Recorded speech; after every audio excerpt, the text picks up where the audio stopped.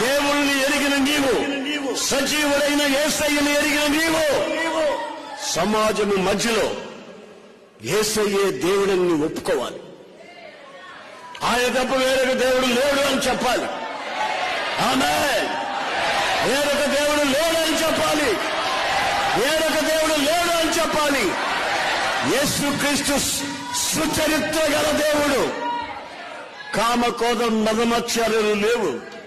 నడకలో కాని, పడకలో కాని, చూపులో కాని, వస్త్రధారణలో కాని పరిశుద్ధత మాత్రమే ప్రకటించిన వాడు. ఆయన పేరే నజరేయుడైన యేసు.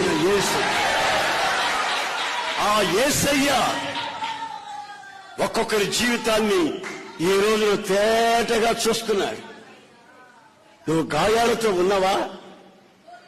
గాయాల చేత నీకు నిద్ర రాలేదా? అనారోగ్యం చేత నువ్వు కృంగిపోతున్నావా?